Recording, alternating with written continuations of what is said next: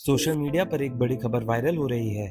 बलूचिस्तान ने पाकिस्तान से आज़ादी डिक्लेयर कर दी और 85% टेरिटरी पर कंट्रोल हासिल कर लिया।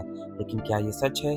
क्या दुनिया का नया देश बन गया है या फिर ये सिर्फ एक पॉलिटिकल क्लेम है? आज फैक्ट्स बेस्ड एनालिसिस में पूरा सच समझते हैं। कुछ बलोच सेपरेटिस्ट ग्रुप्स और उनके सपोर्टर्स ने सोशल मीडिया पर अनाउंस किया है कि उन्होंने पाकिस्तान से इंडिपेंडेंस डिक्लेयर कर दी है। इसी के साथ ये भी क्लेम किया गया कि उनका बलूचिस्तान का लगभग 85% एरिया पर कंट्रोल है।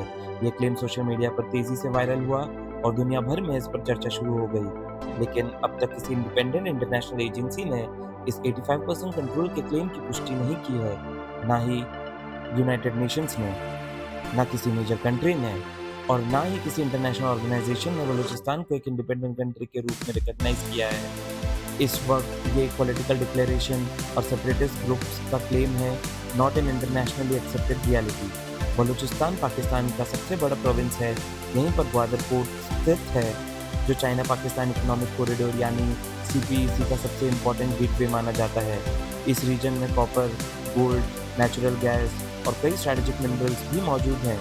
इसी वजह से बलूचिस्तान सिर्फ पाकिस्तान के लिए ही नहीं, बल्कि चाइना और पूरे साउथ एशिया के जियोपॉलिटिक्स के लिए भी बहुत इंपॉर्टेंट माना जाता है। बलूचिस्तान में कई देशों की सेपरेटिस्ट इंसर्जेंसी चल रही है।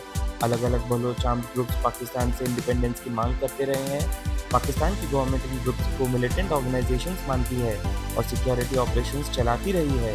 दूसरी तरफ ह्यूमन राइट्स ऑर्गेनाइजेशंस ने भी कई बार इम्पोज डिसअपीयरेंसेस और ह्यूमन राइट्स कंसर्न्स को लेकर रिपोर्ट्स पब्लिश की है। यानी ग्राउंड रियलिटी काफी कॉम्प्लेक्स है और सिर्फ सोशल मीडिया पोस्ट देखकर पूरी तस्वीर समझना मुश्किल है। तो अब तक की वेरीफाइड इन्फॉर्मेशन के मुताबिक बलोच सेपरेटिस्ट ग्रुप्स ने इंडिपेंडेंस का क्लेम जरूर किया है, लेकिन 85% टेरिटरी पर कंट्रोल का क्लेम इंडिपेंडेंटली वेरीफाइड नहीं हुआ है। पाकिस्तान को किसी भी कंट्री या यूनाइटेड नेशंस ने इंडिपेंडेंट नेशन के रूप में रिकॉग्नाइज नहीं किया है।